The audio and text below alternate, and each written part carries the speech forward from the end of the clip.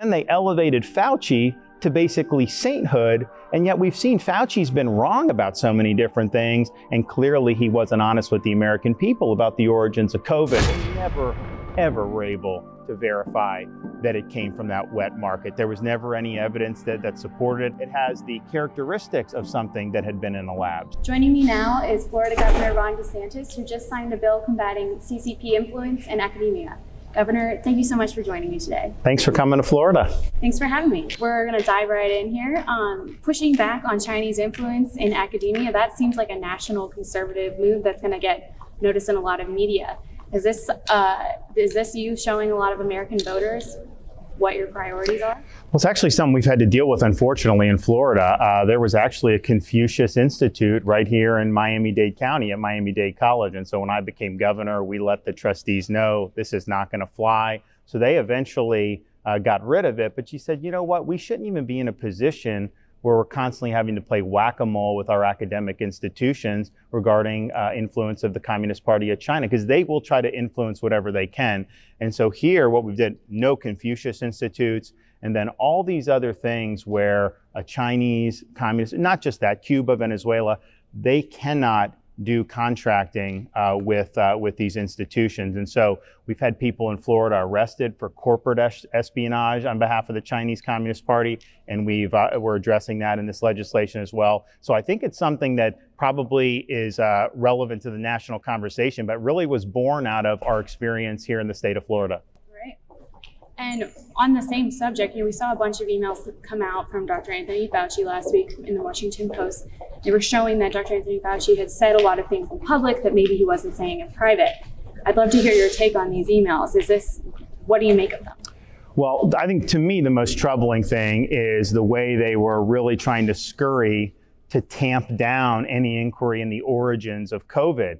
They did not want this lab leak hypothesis to be tested or investigated. And you have to understand why, especially now a year later, a year and a half later, when we know there's really no other really strong explanation for how this thing could have started. And so I think that's because there was US money that has gone to fund this type of research. I think that some of these grants end up in these charities that can end up in Wuhan. And I think all that needs to be investigated. But clearly there was something that people like Fauci and these other people who were emailing him were concerned about. And my view is your role is not to try to suppress the truth or run interference. Your goal should be to try to help the administration identify what actually happened so that we're able to fashion the best possible response. And it's clear that didn't happen. It's clear he was acknowledging initially that this was an issue, but then publicly saying, oh, no, it was natural. They never ever were able to verify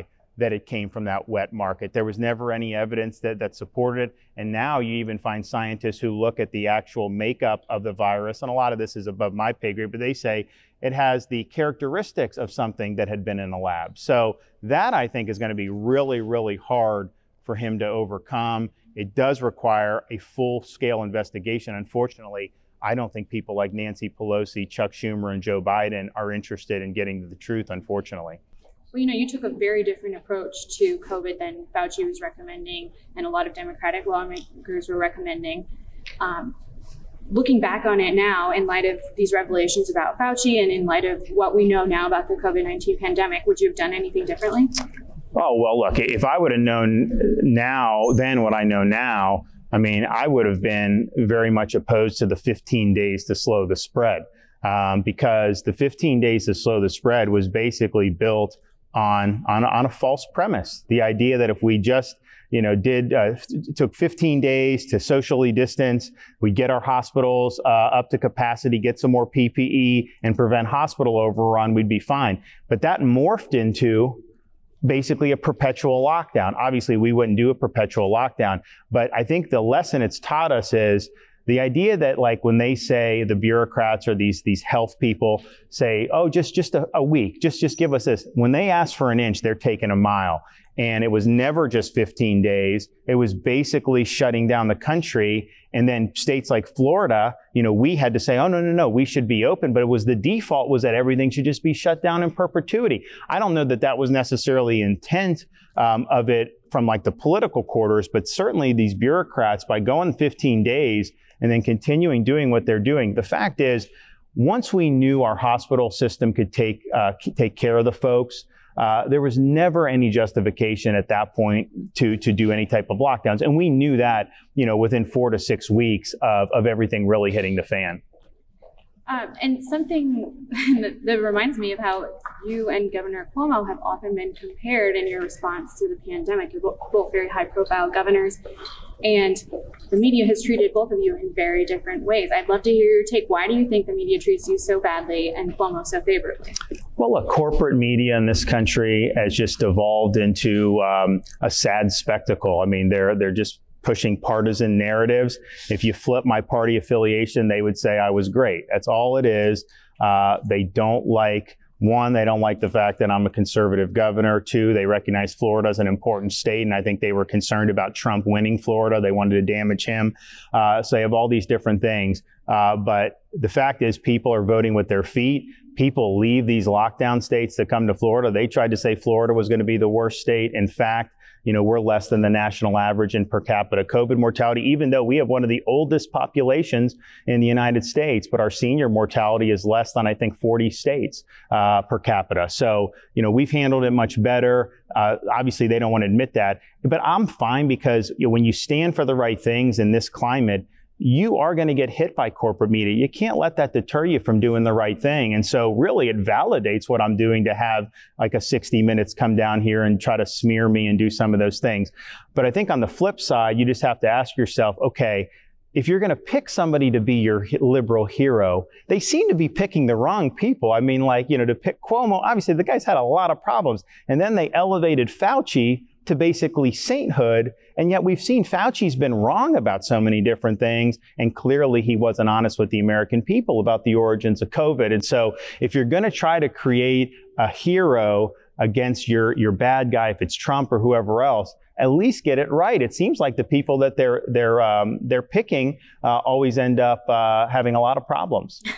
So do you think that if you had caused the deaths of many, many elderly people in nursing homes, you would have received the same treatment that Cuomo did? Yeah, well, yeah, obviously. I mean, heck, they try to hit me and try to act like, that somehow, we did. So, I mean, they've had all kind of conspiracy theories. I mean, it's been really crazy, some of the nonsense that they've done. But it's just a lesson, I think, beyond just Florida, that people who run for office and get elected as Republicans, these guys are not honest brokers. They're bad actors in corporate media. I mean, the CBSs, the NBCs. So just understand that.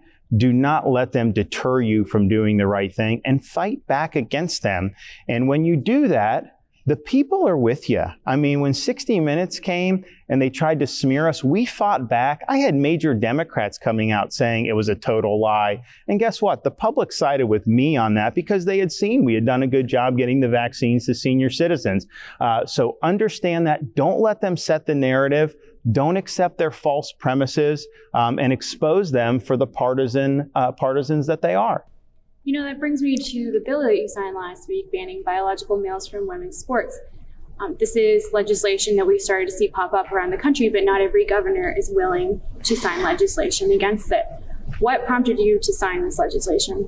Well, look, it's discrimination against our women athletes to force them to participate against male athletes. I mean, we had Selena from Connecticut came in. She missed New England regionals for track by 2 places, and both the people that beat her were biological males. And so if she had had a level playing field, she would have not only advanced to regional, she would have won that track meet. And so my view, I mean, I have 2 daughters. I want them to have an opportunity to do things and follow their dreams, but it needs to be a level playing field. And it needs to be fair, and it should all be based on biology, not based on ideology. And why do you think some Republican governors are hesitant to sign legislation like you did? I think it's just corporate pressure. I think the corporations have gotten very woke. They tend to genuflect for whatever the most recent left-wing cause is because they just don't like getting the blowback. They don't want to be the subject of a social media mob or things like that. And so I think that they've taken that posture, but you can't let them, like some woke corporation, you're going to turn over the reins of government to them and let them set the policy. That ain't happening in Florida. And so we were not going to be deterred by that. In fact, when this was going through the legislature, the NCAA came out. They didn't direct it at Florida. They said, hey, we're not holding events in any place that protects women's sports. And I told the speaker who's here, I said, man, we've got to get this done. Like, we cannot be bullied. And so we did. And now they've basically said, well, we'll hold events. I mean, it's just, and here's the thing. If you don't hold the event, fine. I mean, I'm not gonna ruin opportunities for millions of young girls in Florida just to hold an event. I mean, that's an easy decision for me to make. And, you know, we're seeing other legislation, like abortion legislation we saw in Florida and Texas recently. And something that a lot of people tell me as I write about abortion is they complain that lawmakers will use abortion to rally voters and get them out, and then they won't do anything about it because they know it's a good selling issue. And I would love to hear your take. What advice would you give to American voters on how to tell the difference between a politician who's going to use their vote or who's actually going to fight the culture wars? Well, here's the thing on right to life. When I became governor, I inherited the most liberal Supreme Court in the United States. It was a 4-3 split by the time I became governor, but I was able to replace 3 of the liberals to make it a 6-1 court. And that's important because Florida had the worst abortion jurisprudence in the country.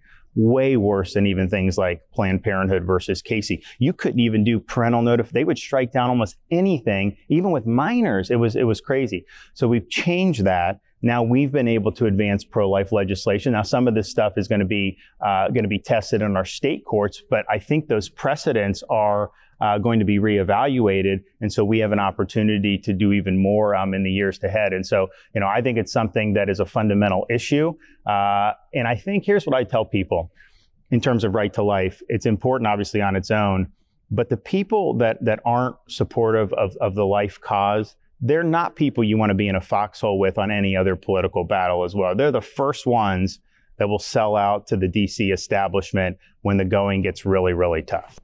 Well, what about the pro-life politicians who are in the DC establishment but don't try and actually pass pro-life laws? Well, they need to be doing that. I mean, you know, when I was in the House, we did do a number of things. We did the paying cable. We did that. It ran into a brick wall in the Senate. It's interesting. You know, the Democrats talk about abolishing the filibuster. I don't know if they're going to be able to do that. But the minute we have majorities, we would be able to do things like that for right to life. So the Democrats better think, because we would be able to make a lot of hay out of that. That's for sure. And is Florida interested in passing any kind of legislation banning trans surgeries or procedures for minors?